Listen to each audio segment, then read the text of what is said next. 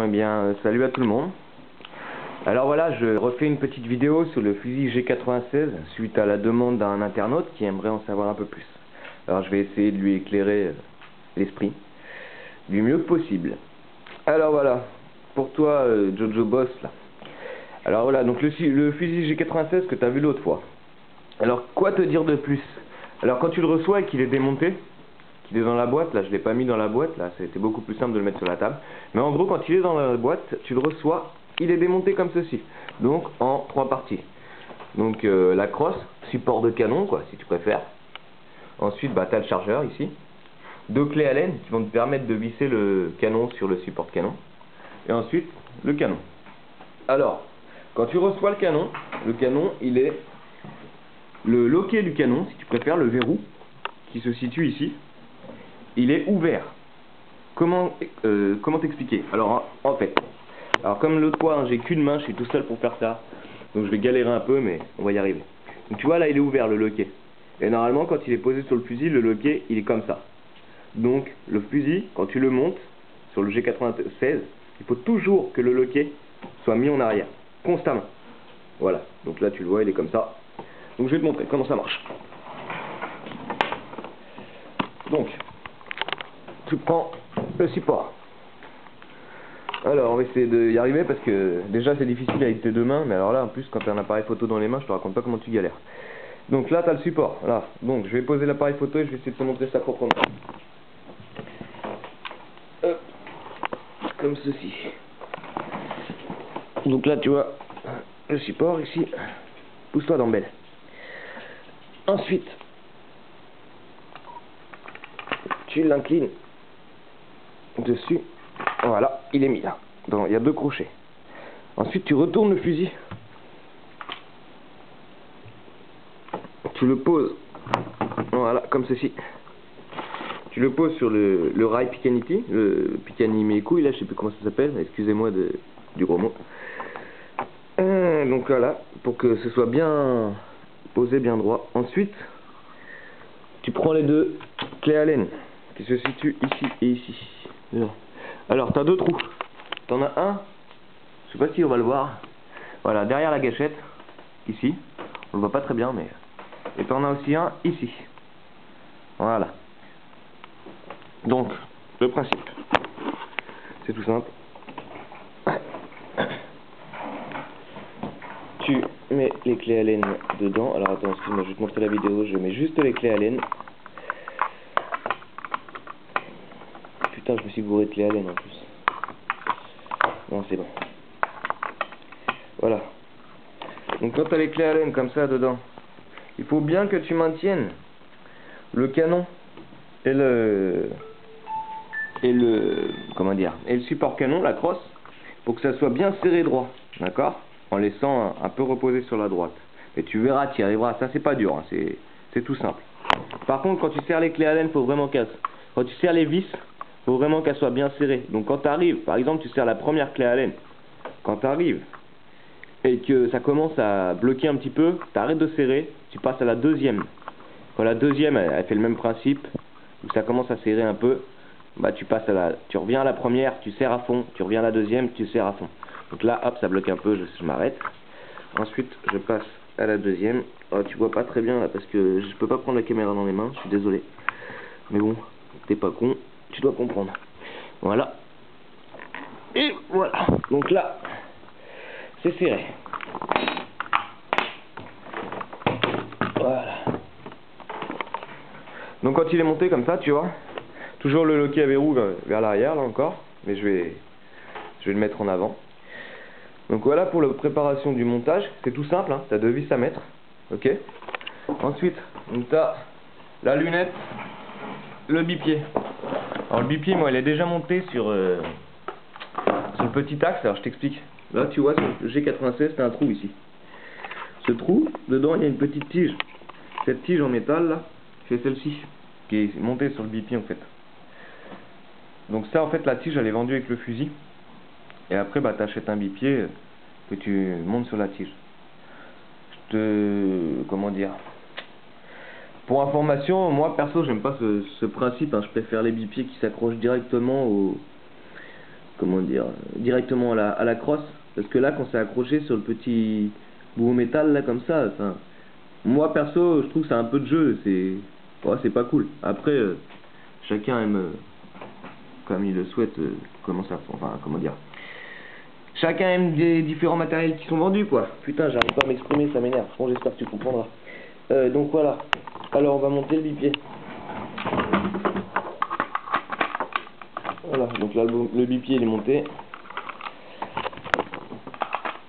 Alors c'est pas dur, hein, t'as juste à l'enclencher dans le trou, puis il y a un petit axe qui vient se bloquer et ça y est, le bipied il est mis. Hop là. Voilà, donc je te montre. Voilà, ça donne ça avec le bipied. Voilà, le bipied tu veux y rentrer dedans. Il tient, il n'y a pas de problème. Parce que ce que je disais par rapport au jeu en fait, tu vois, c'est qu'en fait le fusil il peut bouger comme ça. Et il bouge plus sur la gauche que sur la droite. Et pourtant je l'ai bien monté droit. Voilà, ça doit être un petit jeu au niveau de la tige, mais ouais, c'est pas méchant, ça gêne pas du tout pour le tir. Donc ensuite on continue, on va monter la lunette.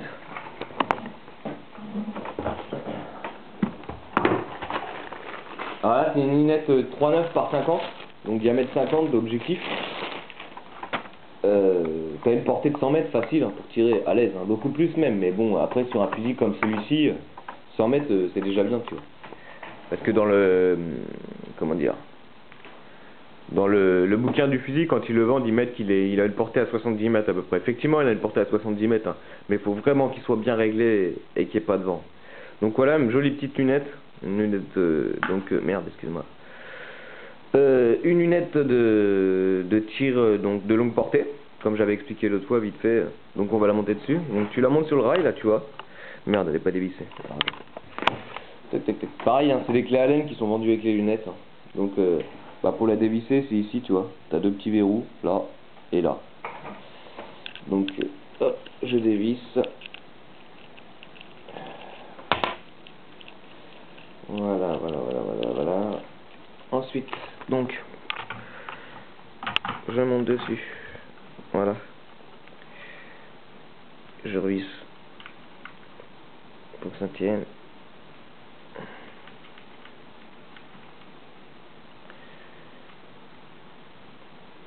Voilà. Ensuite, avec la clé Allen, on serre bien tout ça. Tac. Hop là. Donc la lunette est montée. Alors comme vous pouvez le voir, le verrou, il est vraiment juste hein, quand il est relevé. Mais bon, ça passe, c'est nickel. Voilà. Donc là, tout est monté, il n'y a plus que le chargeur. Alors une chose à savoir, donc le chargeur, pour l'enlever, il faut à chaque fois défaire le verrou en fait. Mettre la culotte de verrou en arrière. Sinon on ne pourra jamais enlever le chargeur. Donc idem hein, pour le mettre, il faut que la culotte soit mise en arrière. Là, le verrou soit mis en arrière. Donc on tire le verrou, c'est tout simple, hein. Tu le lèves, tu le tires en arrière. Ensuite, tu mets le chargeur. Hop. Le chargeur il est enclenché. Donc voilà, le verrou est mis. Bon alors je t'explique maintenant le bon fonctionnement de la chose. Parce que la principale question c'était pour ça. Alors le fusil G96, c'est un fusil qui est simple d'utilisation. Il y a juste un petit truc que j'aime pas moi, c'est au niveau de la sécurité de tir. Alors, je vais t'expliquer quand viendra le moment. Alors attends, je vais chercher des billes et je te montre tout ça.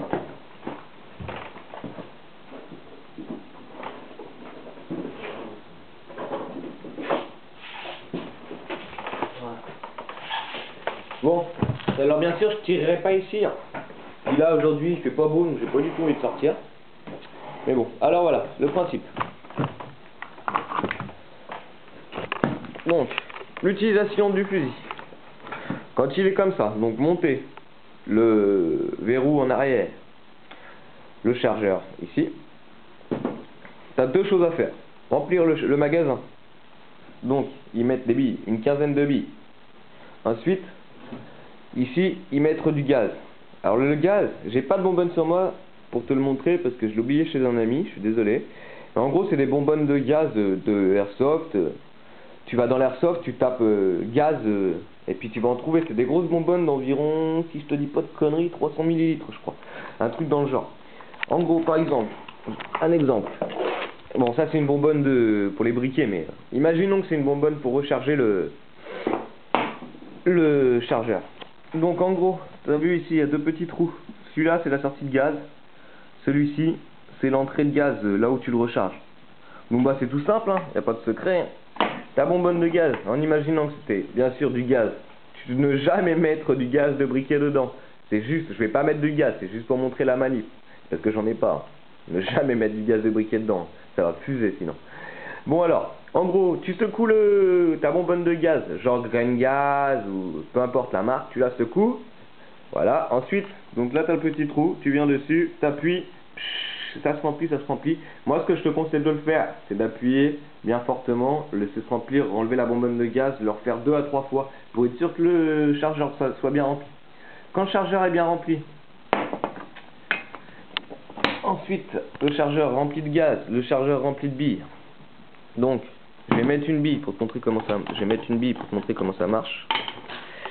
Voilà, donc là, hop, quand tu as une bille qui est dedans, là, voilà. Donc tu mets cela. Ah, on fait des conneries. Donc quand tu as une bille qui est rangée dedans, comme ceci.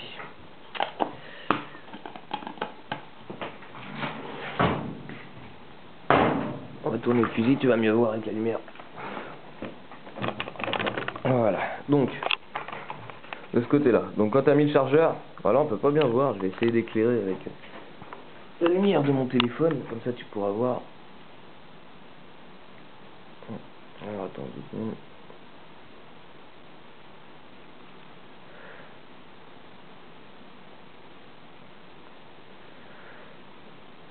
Alors,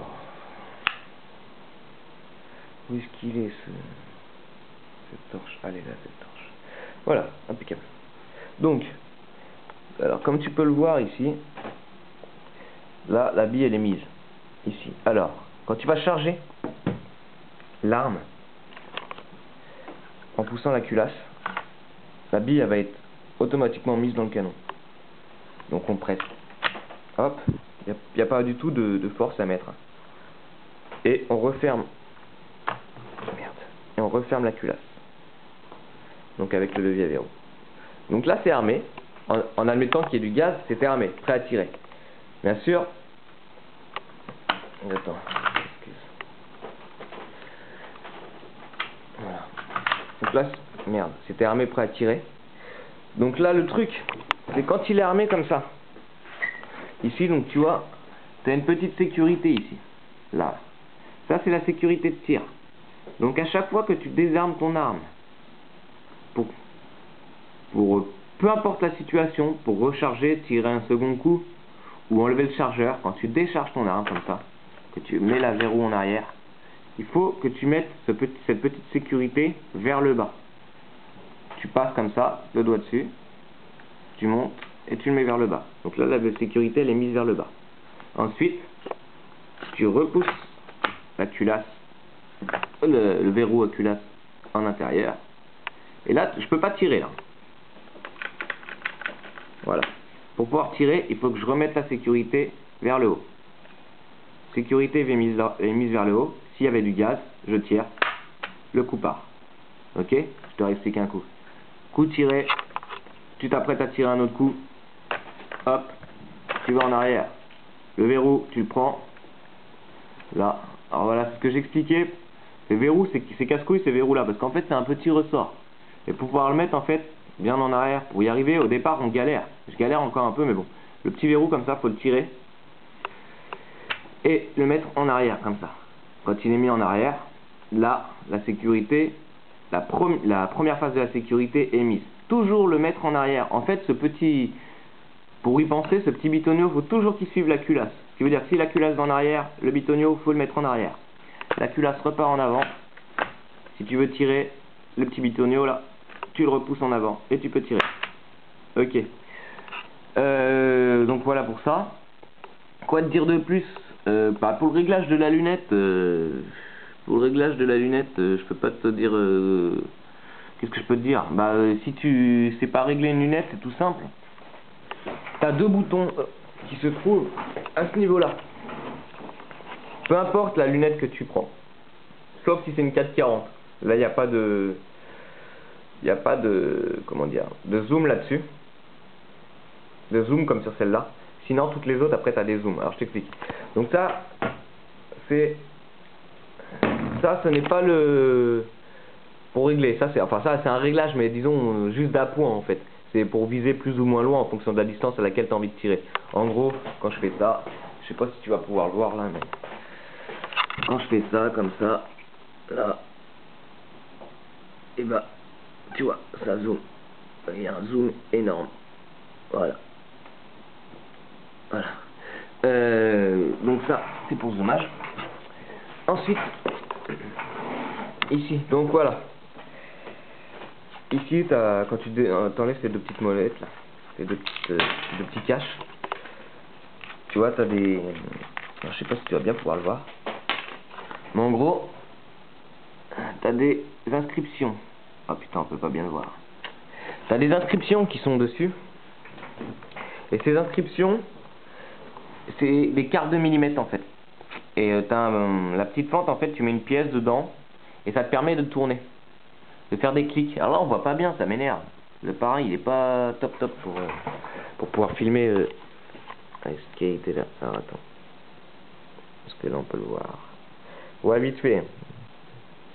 Mais bon, en gros t'as un réglage à effectuer là-dessus pour pouvoir mettre ta lunette en bonne et due forme pour pouvoir tirer. Quoi t'expliquer de plus?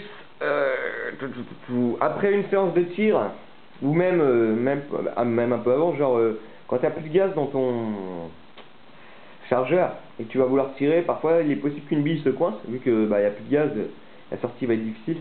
Donc jamais renchaîner avec une deuxième bille, hein, surtout parce que si tu mets trop de billes dans le canon, ça risque de péter dans le canon, ou enfin il peut se passer des couilles. Et quand tu vois le prix des fusils, ça serait dommage.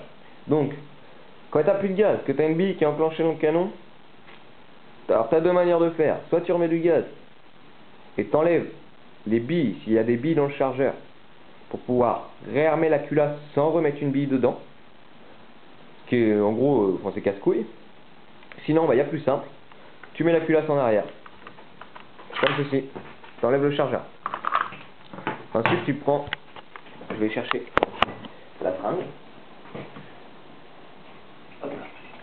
Tu prends ça. C'est vendu avec la plupart des fusils. Hein. C'est une petite tringle pour nettoyer le canon. Donc, tu mets la tringle dans le canon, comme ça. Hop là. Et ensuite, ici, magique. Et voilà. Ça va pousser la bille. Le canon est libre. Voilà, du moment que la tringle peut ressortir, ça veut dire que le canon est vide et que c'est bon. Ne jamais mettre autre chose qu'une tringle en plastique dans le canon, genre ne pas s'amuser à passer une tringle de 4 mm 5 en acier quoi, parce que je te raconte pas la gueule du canon, il va kiffer. Donc voilà, je sais pas quoi te dire de plus, je pense que j'ai fait le point. Après pour le bon fonctionnement de l'arme, toujours lui mettre un peu de graisse sur tout ce qui est frottement, donc par exemple ça par exemple le petit bouton de sécurité, en mettre un peu sur la culasse, la graisse épaisse, hein, pas de la graisse liquide, une toute petite graisse épaisse, ça se trouve en armerie, ils en vendent. En mettre bien sûr sur le joint, que là tu peux pas voir. Alors, attends, je vais essayer de faire en sorte que tu puisses le voir.